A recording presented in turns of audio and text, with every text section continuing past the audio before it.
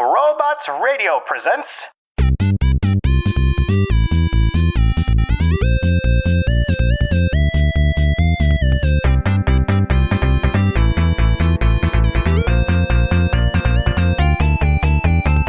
Hi there, and welcome to the Hidden Pixels podcast, a show highlighting those gaming stories you might have missed on your first playthrough. I'm your host, Sebastian Nazaro. On this episode, we have a special interview with veteran Lucas from the Poke Science podcast. We talk ghost Pokemon, Detective Pikachu, and all of veteran Lucas's Pokemon preferences. I really hope you enjoy it, so sit back, listen, and stick around after the interview for some show notes. Thanks. Hey there, and welcome to the Hidden Pixels podcast. I am your host, Sebastian Nazaro. We have a special episode for you today. Today, we have Trainer Lucas from the Poke Science podcast. Trainer Lucas, how you doing? Pretty good. I usually go by Veteran Lucas, but you know what? Trainer Lucas works for me. No, it's been great, man. How's your morning going?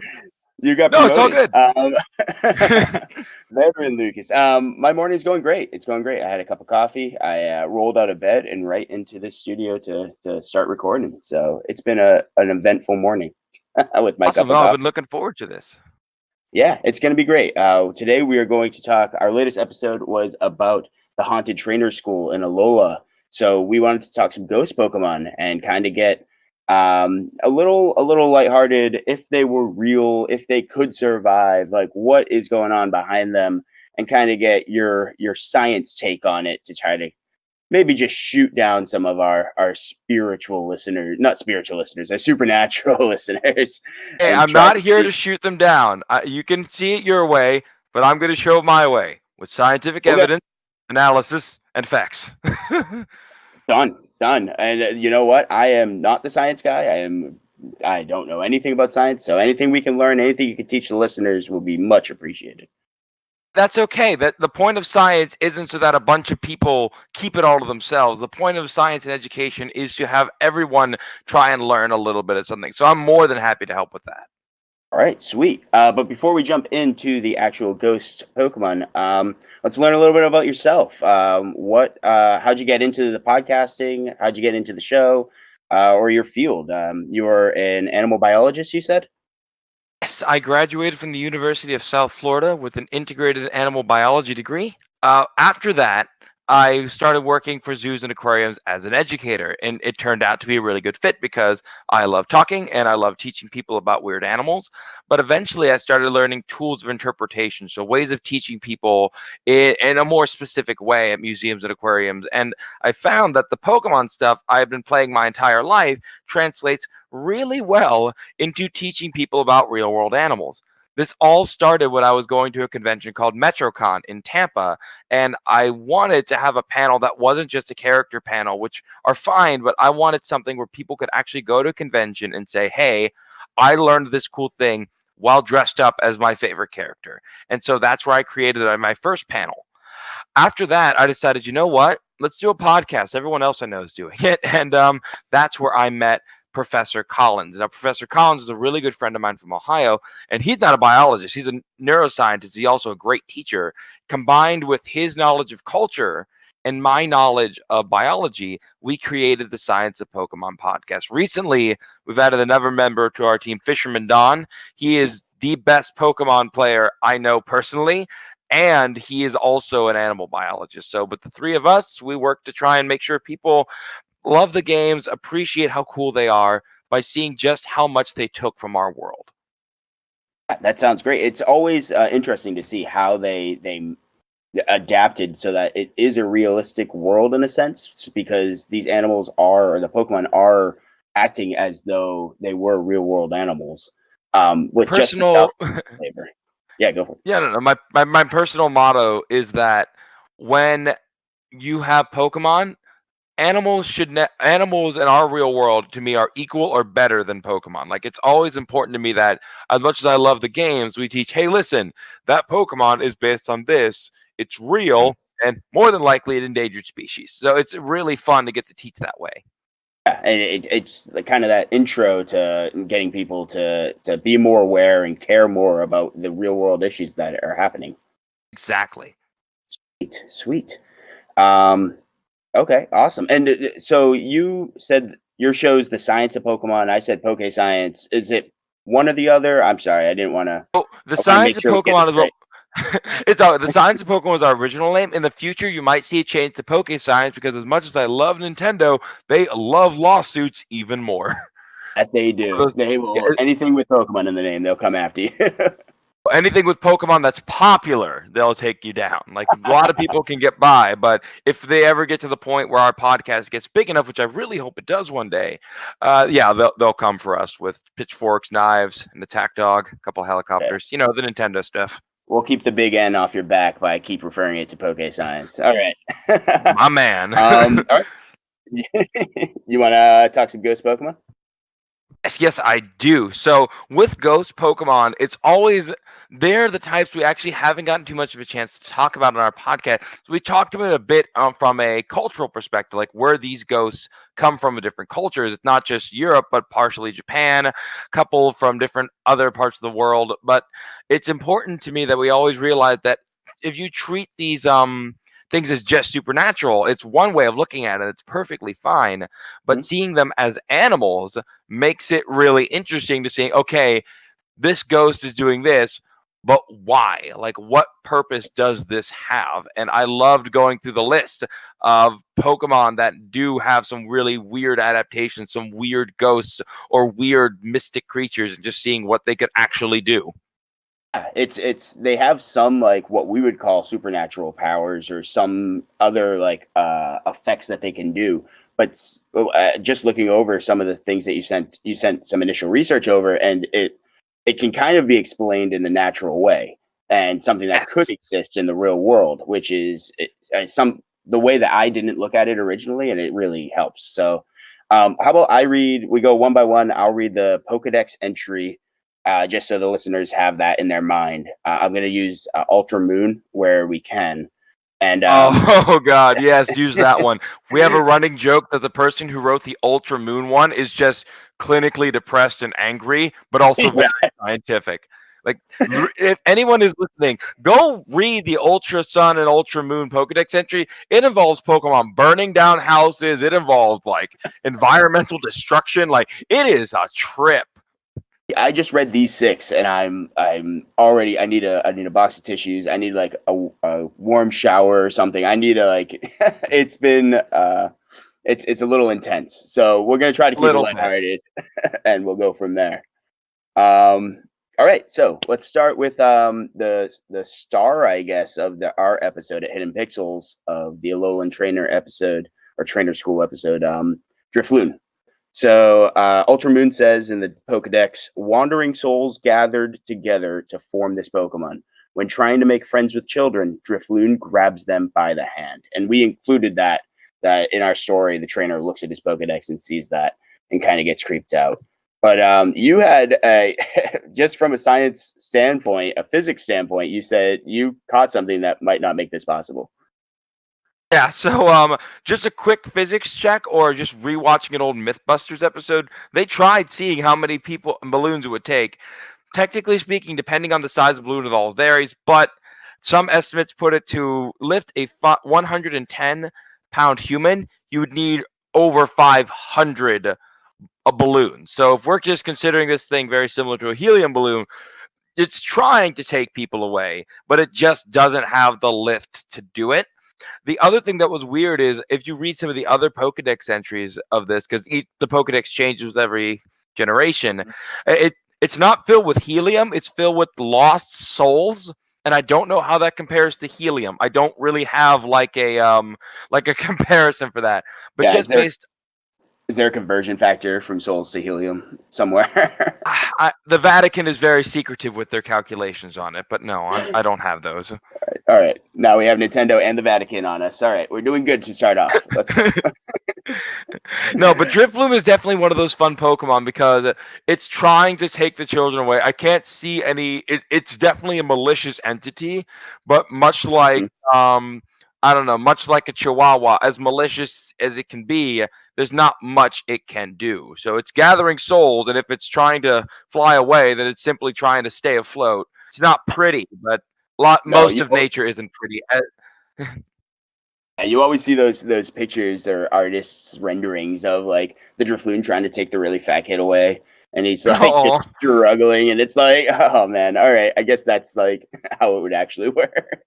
now when it evolves into Drifloon, that's when it could be like, oh, this thing's actually terrifying now because now it's big enough and strong enough that it could pick up a child. So Yeah, it's just training for the day it gets big enough. That's all it's doing. that's it, just like all of us, you know. All right. Next on our list, we had Ghastly, which is I'm a total 151 guy. I know a few here and there in the later generations, but Ghastly's always been interesting from his time on the show and from just like how he evolves and the entire interactions in Lavender Town. So Ultra Moon has for Ghastly, poisonous gas comprises 95% of its body. It's said that the remaining 5% is made up from the souls of those who died from the gas. So we're getting a running theme of souls making up Pokemon. But you had some thoughts on the other 95% of the Ghastly.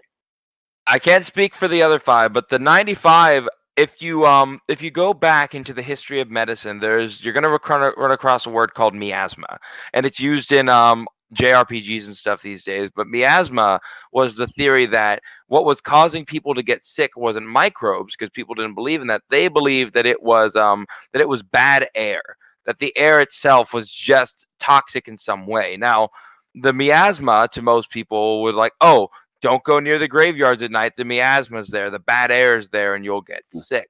They didn't understand back then that no, you're going near sewers and you're going near graveyards. There's rotting flesh and bacteria all over that place. You're going to get sick.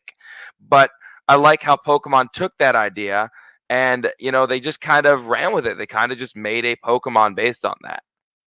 Yeah, it's because you encounter so many Ghastly in Lavender Town in the game, and that's essentially the Pokemon graveyard. So I mean, it's bringing that real world idea or the theory from years ago into and making it into a Pokemon. It's interesting. It's showing that, like we were talking about, that integration between real world theories with the little bit, that 5% maybe of that fantasy. I think it's also important to realize that if this is true, that the miasma theory kind of technically works in the Pokemon world. Like it actually is like, oh, if you go near a graveyard, there are toxic gases there that will kill Yeah. you and that will Mhm. bring in. So that basically means that all the graveyards in the Pokemon world have to be well taken care of. No wonder Lavender Town is like a city focused on the dead. Like, no, put them in that tower, keep every grave clean. For the love of God, do not mess with that place. No wonder there's so many spirit mediums, because the second that you stop in a city full of graveyards, Mhm. everyone's gonna get sick or die and turn to Ghastlies. It's like they are the last defense against all of that. So no, it's strange. It's interesting to see that interaction and that how they worked it in. All right, yeah, let's keep going. The next one we have on the list is Hypno. Also made an appearance. Ghastly did too in our episode. The Ultra Moon says that there are some Hypno that assist doctors with patients who can't sleep at night in hospitals, which is like the least depressing, least scary Pokedex entry I think there is in this game. So they're just helping people out. They're pretty much a sleep aid. So I in the story we just had them kind of like cast like kind of like this confusion-ish spell move on the trainer. But yeah, it sounds like they're just hanging out and helping people out. They're like the nurses. That's the thing about Hypno, is that it feeds on dreams, and we'll get to this with some of the other Pokemon on this list, but it literally, that's its food source. Like that's what it eats. It's the same way a mosquito consumes blood or that a lion eats meat. Like to me, that is just, hey, listen, you are evolutionary designed to consume dreams. Might as well make the best of it. If you look at the other Pokedex entries, it goes after something called Kamala, which is a koala bear Pokemon that is constantly sleeping, a perfect food source for these Hypnos. So yeah, I could totally see where Pokemon can be of more use aside from battling. I love talking about that subject with my friends. Now, if you are looking for a Pokemon that is a terrifying hypnotist, there is one that was added to the games in the later generation called Malamar. And Malamar is a giant evil squid based on the flashlight squid, which is a squid that actually has lights that can actually light up like the night sky to try and camouflage. Now, in the game, it uses those lights to hypnotize people and drag people in and then kill them. I think the best example is the 2010 sci-fi classic Skyline. Look that up. That's a mess. But yeah, no, there are definitely evil hypnotists in Pokemon world, but Hypno is just trying to help out, just trying to eat, just trying to get some food. Yeah, and it seems different that in his moves in the battle or the Hypno's move in battle are all related to that, right? So it's trying to put you to sleep. It's doing Dream Eater. But those just seem like its natural state rather than I don't know. I don't know if you see with the other Pokemon. I haven't really thought of that. Are these just them? Are their attacks just them existing, and this is what they would do in the world, like a quick attack? I guess it's a defense mechanism, or it's a Think of it like the predatory. vampire bat. The Yeah, vampire bat, when it bites into a cattle, it doesn't. It's not. It's actually going to have an anesthetic built into the saliva as well as an anticoagulant, which means that whatever is biting it, what it's biting, it's taking the blood, but it's trying to make sure that it can get as much blood as possible. It's not trying to bite it like, haha, I've caused you pain and now I take your blood. It's just trying to survive. That's the it's not hardest malicious. lesson to teach about nature. Yeah, it's not malicious. That is the biggest takeaway. If anyone learns anything, nature it's a horror show 24/7. It's never done out of malice. It's done out of survival. That's why again with the art you see online, the Hypno can be drawn so terrifyingly, and the idea of Hypno is kind of it gets you unnerved a little bit. But just reading that Pokedex entry, hearing like it's just trying to eat, that's just trying to survive. I mean, it makes it a little less daunting, and it's not dragging Yeah. souls away to the I guess the afterlife, so like these other ones. So I mean, there's like several versions of the afterlife in Pokemon. I don't. Again, I'm the science one. I leave the yeah. mystical brouhaha to other people who are more qualified. No, yeah, definitely. Okay. So Hypno, I think is that's all we got for him. The Yeah, that's next, pretty much it. But he's cool. yeah, he's a good guy. Pumpkaboo was next, and let me bring up that Dex entry. So Pumpkaboo is not in the later game, but the last one that we have, the last entry we have for Pumpkaboo is Alpha Sapphire.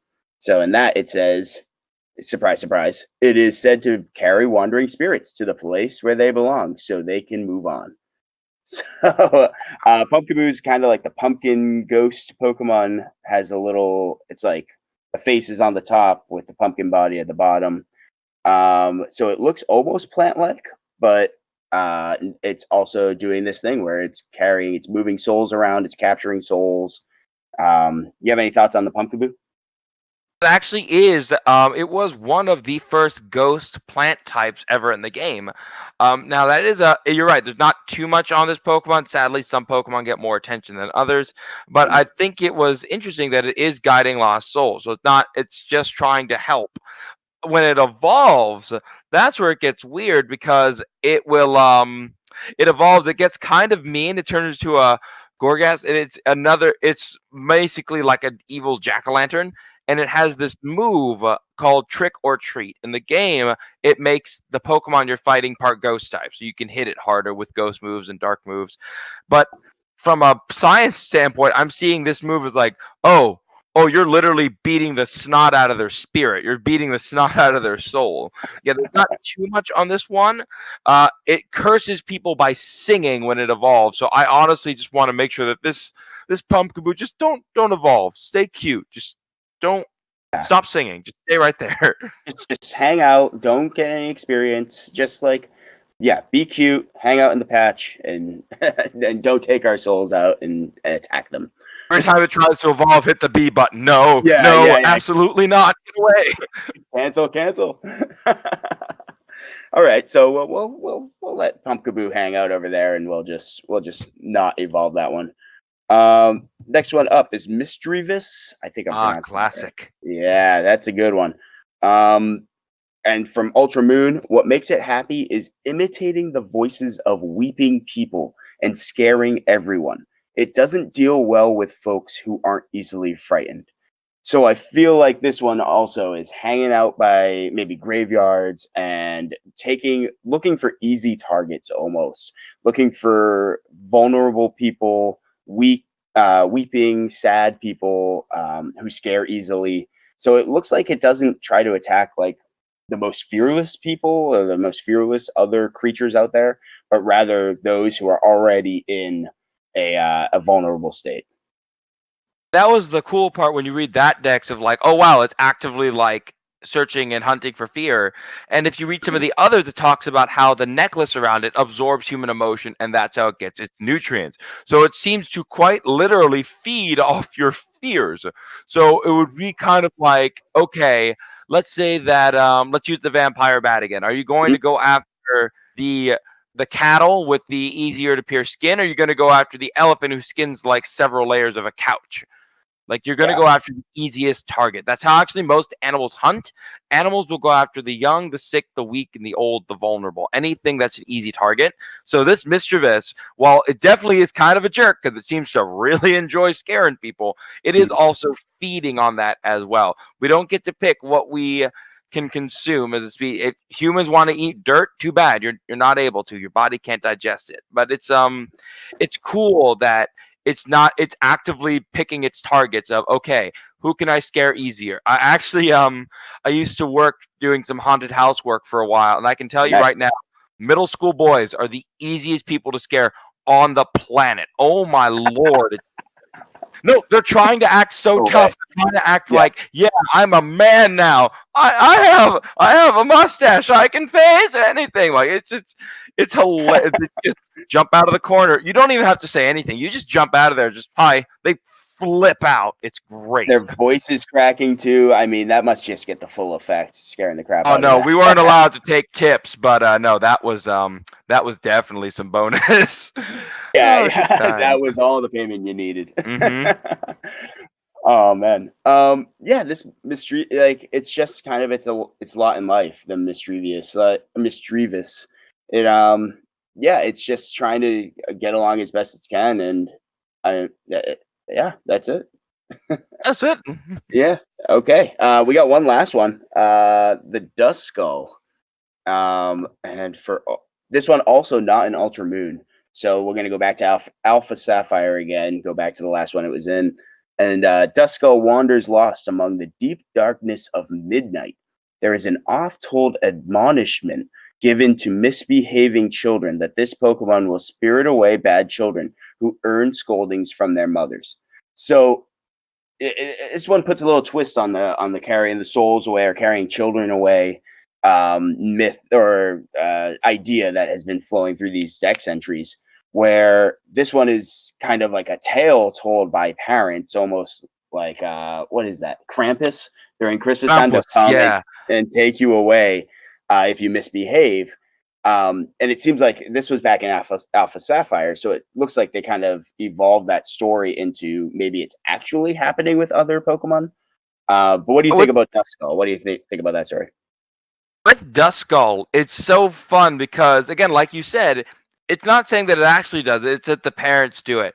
With there's Yeah. some stories of Krampus where Saint Nicholas would come at night and test the children, see if they remembered all their prayers. If they Mhm. did, they got candy and toys. If they didn't, then Krampus come in and beats them with sticks or throws them in a sack. It depends Yeah. culture to culture. But we all have that. We all have our own version of the boogeyman. Parents Mhm. have been using mythological figures to scare the snot out of kids into behaving for millennia. And it's really interesting to see how Pokemon did that too. So it could be quite honestly that Duskull, yes, it does roam around at night, but that could just mean that it's nocturnal. Like Right. it's hanging out at nighttime because it kind of needs to survive at night. I mean, I'm still, don't get me wrong, it can float through walls, which is terrifying. If you know anything about physics, that's a terrifying idea to have just something going right through walls and messing with you if it wants to. It can still do damage, still hurt somebody, but like I think it's really fun that it's a oh, be careful, the dust skull will come at night, and then just a dust skull floating out of the window just goes, hey, then the children freak Yeah. out and run away. I think that'd be really fun, but just like, hi, how you It's doing? also interesting. Yeah, wait, come on, guys. Wait, come back. It's interesting that they put this story on an actual creature in the world, though, an actual Pokemon, rather than like our boogeyman. I mean, maybe it's real, but like people have seen Duskull in Pokemon, um, and it's interesting that the parents would pick something real in the world. It's like almost saying like going back to the bat, like, oh, the bat's gonna come and get you if you're not good. So it's kind of me like kind of dick of the parents to Duskull to like be like, oh, this is the one. Like nobody likes you now because we all think that you're gonna be like carrying and scaring our children. Yeah, no, and that actually happens a lot in nature. On the island of Madagascar, there's a lemur called the eye. If you look it up, it is haunting. It is black. It is skinny. It's got an elongated middle finger, and it's an absolutely scary looking thing to most humans. So much so that native tribes thought it brought bad luck, and that led to that animal being put on the endangered species list, much like its other lemur brothers and sisters. But unlike all the other lemurs, they're going extinct because of environmental destruction. For this one, it's literally being persecuted. We have the same thing in the United States with sharks. We have the same thing Mhm. with spiders and snakes, where we tell people, "Hey, this thing is evil. This thing is bad. This thing wants to hurt you." So, if Pokemon ever felt like going deeper, I would love to see how the Duskull populations varied based on the superstition levels of the townsfolk, because that would be Right. really, really cool. Yeah, you would think that they correlate because of stories like this. I'm looking at an eye right now, and yeah, that thing is terrifying looking. I would The big eyes are just haunting. But Hey, the middle finger it has is actually used for it taps the branches to feel for grubs. So it's actually a neat little adaptation. there, everything has a purpose. Everything has a use. It's not just and the eyes are probably to see at night, I would assume, or Mhm. something like that. Yeah, again, not the science guy. Good. All right, sweet. So I guess looking at these Pokemon, they are ghost type. They are kind of when you hear ghosts, you think scary, you think they're malicious, as we said before, and they have some sort of ulterior motive. But at the same time, like they all kind of have an explanation as to why they're doing what they're doing. They all, given their lot in life, this is how they have to live to exist. So it kind of makes sense once you break it down, once you think about it more than just on the surface.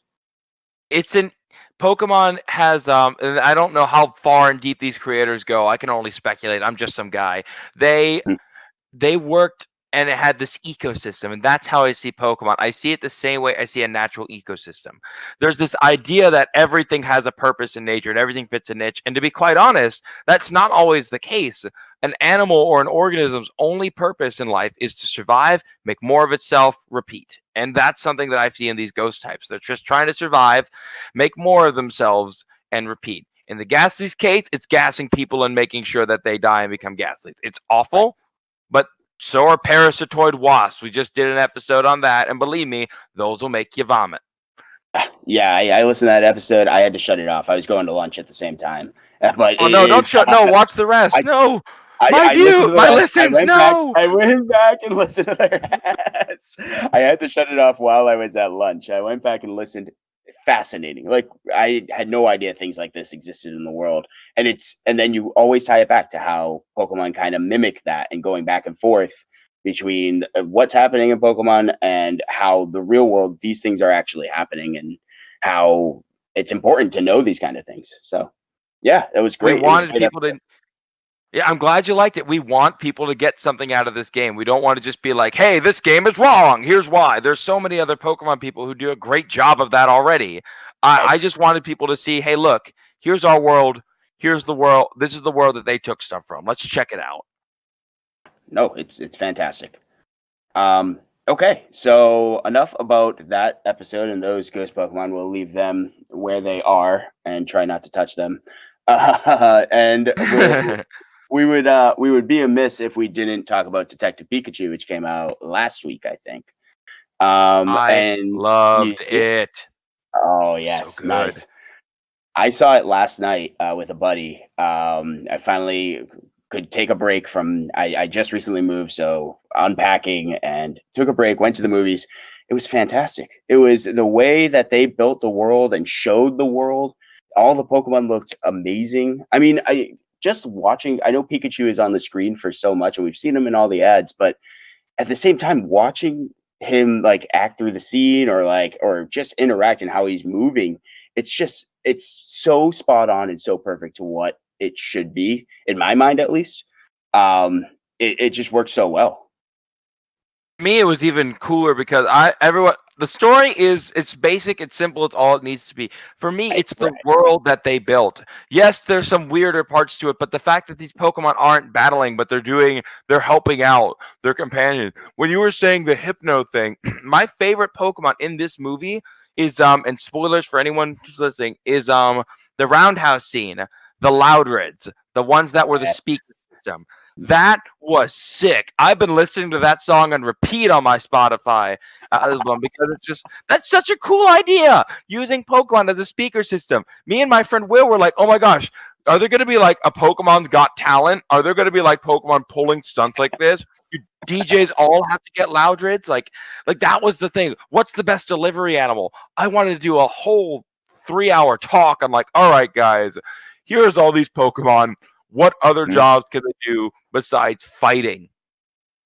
It's that integration. You don't just need to battle them, but they have these powers, these abilities that we as humans just don't have. But we can work together in kind of a companionship to make the city, the world a better place. I mean, you had Machamp directing traffic with all four arms around you had the Squirtles blowing out fires. I mean, those are simple things, but it just makes sense, and it was integrated so well in the background, and I want to go watch it again to see all the things that I missed.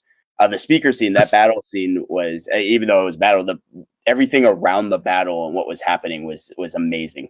So it was great. It's I was hundred really percent what impressed. would happen in yeah, no, it's 100% what would happen in that world with the battling. Like Exactly. Nintendo, when they propositioned the movie, one of their conditions was they had to have little to no battling, and that's because they Oh, kind of they wanted to, like, hey, we don't want to focus as it is literally dog fighting in a cage, which has been the joke about Pokemon for like 20 right, years. right. They wanted to show, hey, look, the bond and connection we have. Now, hopefully, we get to see a few more Pokemon fights because I thought that's one of the things that we'd never really got to truly see. And I Mhm. want to get a chance to see that. But this movie was phenomenal. I loved it. And if you don't like it, that's fine. If someone's listening here is like, oh, I thought it was childish nonsense, good. You can choose to excuse me, you can choose to not like it. It's one of those weird things. Pokemon fans can be a tad bit aggressive, but Oh, yeah. it was really, really cool to see something I'd waited 20 years to see come out. And I just wanted to point out, it broke the video game movie curse. It's not a Yes. masterpiece. It should never win an Oscar for anything, but it is the first video game movie that people can watch and go, this is a good movie on its own. Like, come on. I can't wait to see what actually gets to top this, but Pokemon was the first. Mean, we can enjoy the highs right now, and it completely is hopefully redefining what it is to be a video game movie, taking a story that isn't from the games, but kind of generally getting the feel of the series. And the fact that the Sonic movie has been delayed might give us hope that this can continue because seeing those trailers I makes me a saw little that. I saw that. depressed. And to be um, honest, Detective Pikachu is what your podcast does. Like, it's taking away from the main thing and going on this side path. So your podcast is so similar to Detective Pikachu in my mind, of just, hey, let's have our own story. Let's mess with our own world. I want people to do that with things like Harry Potter, where the lore or the world is so expansive that you can see around it. I want people to tell stories about how Pokemon interacted in a war crisis. I want people to tell stories about Zelda and what her life was like while she was being a princess. Like, these side stories are fun thought experiments or just fun little stories to tell. Yeah, and most of that stuff, it doesn't even need to be an experiment because a lot of that lore is fleshed out. You just got to look for it. It's diving into the wikis or looking at the games, playing the games. Um, and Pokemon had a lot. There were so many stories that I was looking at things in the power plant and in Red and Blue, and then Gold and Silver as to trying to get that restarted as a story. I was looking at a few different things, and the more you dig, it's hard to know where to cut off because all these stories should be highlighted and should be better known. Because I feel like there are more people who want to know want to see the world, want to see the lore rather than just the main game. So Sometimes I wish people did what George Lucas did with Star Wars, just like, hey guys, if you want to do weird stuff with the Star Wars franchise, here you go. Just send it through me first. Like, I wish more people did that.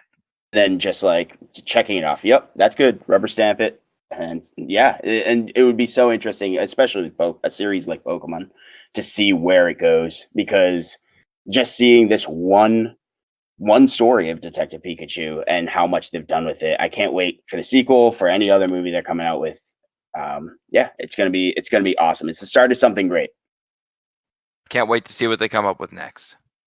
Yeah. All right. Well, we're gonna do one last thing before we go. I have some quick questions for you. I did this with a couple other interviews where I'm gonna throw some Pokemon preference questions to you. You're gonna throw the first thing, your first answer that comes back to me, and that way my audience gets a better feel of who you are as a Pokemon, where your allegiances lie, maybe a little bit in the Pokemon world. Oh God, no, Yeah, not the yeah. trials. Here we go. The trials are coming. All right, you ready? Go for it. All right. So your favorite generation as a whole in Pokemon. Favorite generation as a whole has to be the latest one, Gen 7, because it did some really cool stuff with island biology that most people would never even think of. I'm not to say that the Pokemon in there are all great. I think the Pokemon are kind of slow in that generation, but the fact that they built so much lore out of Hawaiian culture, which is never talked about, is really cool. If you're asking favorite Pokemon generation, I don't have one because they're not all great, but all generations have a great Pokemon in them. That's true. That's true. And it gets you intrigued as to what they're going to do in Shield and Sword with the Oh, I'm the British so Isles. yeah. Yeah. I am All right. Next practicing my one. Scottish accent. Oh man, we gotta hear that before we end. um, all right. Your favorite starters then? Just starters. Favorite starters are almost always fire types, but I have a special place in my heart for Totodile. But when it comes to just straight up fire types, everyone loves Charizard for a reason. He's one of my favorite starters. Oh my gosh, Infernape, me and him went through a lot of fun times together. No, those Infernape and Charizard were my boys. You're big too. Yeah, I'm a grass guy. I always focus more. I lean towards grass types. But my buddy, as you saw in our Discord, is wrote like a dissertation on why he likes fire types. He wrote like a paragraph. So Oh, it's all good. I, Again, to I each gotta their respect own. it. Yeah, exactly. All right. Do you prefer, if you had your ideal, or I guess which way do you lean more towards? Plant based Pokemon and animal based, or something based on an animal, something based on a plant originally, or something completely different, based on either an object or gas or something else? I love the ones that are based on animals, but not just any animals. I like it when they pick weird animals. There was recently a Pokemon called Araquanid. It's based on a diving bell spider, a spider that literally takes oxygen, brings it down to the water, and like will use that to scuba dive and hunt for its prey. Like it's a really cool animal, but no one would ever even consider using it as a Pokemon. Like they took a toucan and actually took recent research and made weird stuff with it. I love the animals. And knowing that deeper layer because of your background, I mean, I guess it just like opens it up that much more and makes you have that much a deeper respect for what's happening or what they're doing with the Pokemon. All right, sweet. Yeah, I would say I'm more the plant based. I guess that goes with my grass type, but I kind of have more favorite ones. I love like Scyther, who's like a mix of the two a little bit. And yeah, but Bulbasaur is my guy, so I got to go There's one of plant my friend's and favorite. animal. Yeah, it's just so good. It's awesome. I could go on. I'm not going to keep going on Bulbasaur. It's so good, so good. All right. We're going to do the PG version of Kiss, Marry, Kill with Ash, Misty, and Brock. Okay, I want this to be confirmed that they're all over the age They're of all consent. consenting adults. Yes, they are all above the age. For just for anyone who looks at Misty in the cartoon, remember in the anime she's 9. Back off. Oh, all right. Yes. No, if we're going by all, consent, I would kill Ash, kiss Misty, marry Brock. Simply for the that's the reason that answer, right? Brock, without Brock, those other two would be dead. He's the one feeding them and caring for them. Misty, she's a little fiery, but she's nice, and I don't care for Ash. He's been at this for 20 years, and he's still quite impulsive. Oh, and just kind of ignorant as to what, as somebody who loved Pokemon all their life growing up, I guess he's just a kid in the original series, but you didn't know much, man. I went back and watched the first few episodes of the series again, and he just makes some poor choices. I mean, So it's weird too because it's not like you're sprung on this, you're getting a Pokemon. It's like, hey, dude, we're gonna send you out into the woods and the world. You better know what you're doing, otherwise you're gonna come back home embarrassed or you're gonna die. yeah, and this is all you've wanted to do. So how are you not? How don't you know what? There's only 150 of them at that point. How don't you know which the Are you types so are? underprepared? Why didn't you Yeah. start? Even if you were late, you could be like, okay, I'm sorry I'm late. I was up watching Pokemon battles to understand how to better cooperate with them. Okay, where's my Pokemon? Like, no, Oh, you are bad at this. You don't deserve nice things, at least at the beginning. oh, yeah. Try again next year. And with Brock, yeah, you definitely got to marry Brock. He took care of his whole family. He had all those siblings. He was raising them. I mean, it only makes sense. Yeah, Uh, and I mean, Misty is nice enough once you don't yeah. steal her bike or break her stuff. But no, like, I mean, between Brock and Misty, I gotta go with the one who can literally cook whatever, whenever for my Pokemon and myself. I mean, it won't be like I'll still have Misty with me for like any sort of romantic stuff, but like for Brock, I just want Brock to be in my life to help me out, to make sure that I am fed and cared for. He is a life partner. Yep. That explains it. Okay, and one last question. If someone wants to learn more about you, your show, everything you guys are doing over at Poke Science, what's the best place to reach you, to find you guys? Social media, website, email? We do have a Twitter, so you can go at Pokemon Science. You'll find us there. We do have a Facebook page, which is the great best way to contact us. Poke Science. You can just find us there. We'll be able to help you out. If you don't like any of those, if you prefer email, we have a pokescience@yahoo.com. That's a really good way to reach us as well. Aside from that, if you want to listen, if you want to learn, please, we're on everything from SoundCloud. We're on Spotify. We're on iTunes. We're on almost every major podcasting service that you can find online. And if you're interested in learning more, we'd love to have you start at whatever episode you want, our latest ones, our oldest ones. We want you guys, if you are interested in Pokemon and want to prove that, hey, me spending 20 years playing this game wasn't a complete waste of my time, you can actually pick some fun stuff up. I would love to hear from you guys, and I'm so thankful that I have the opportunity to talk to you here and also talk to all of your fans. No, we are so happy to have you. Thank you so much for coming on, and we'll keep a lookout for all of the stuff you guys are doing. Hey, thank you so much. Veteran Lucas. All right, bye, everybody. So we'll talk to you soon, man. See ya.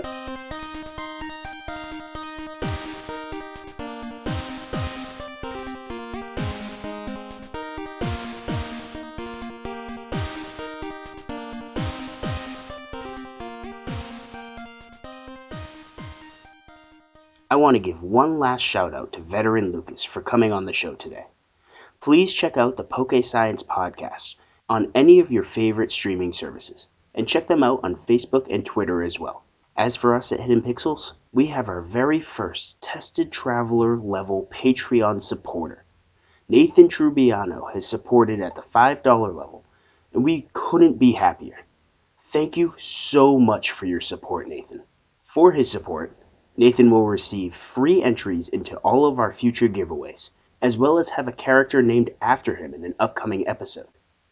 His name's already on the website under our supporters tab, so go check him out there.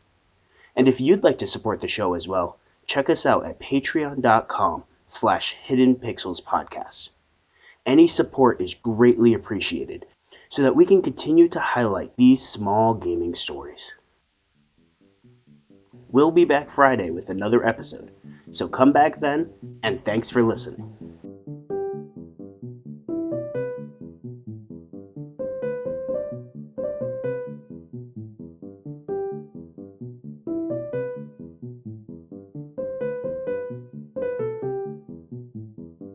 Today's show was written, recorded, and produced by me, Sebastian Nazaro.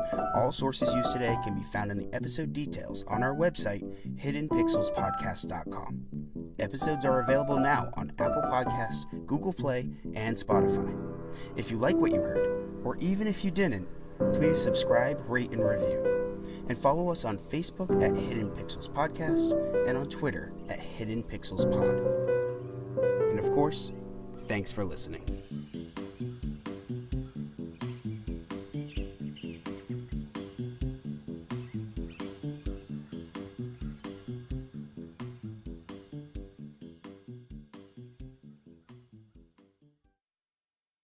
Hey friends, this is Robots, the creator of the Robots Radio Podcast Network and host of the two original shows on the network, the Fallout Lorecast and the Elder Scrolls Lorecast. These two shows have rocketed up the iTunes charts. They both together have over 150 five-star reviews in only a couple of months, with bite-sized episodes that take you step by step through the background of the games and the game worlds. They're thought-provoking, well-produced, and a lot of fun. I recommend you go check them out at robotsradio.net or on any podcast reader, podcatcher, whatever you use, iTunes, Spotify. Again, that's the Fallout Lorecast and the Elder Scrolls Lorecast, available everywhere.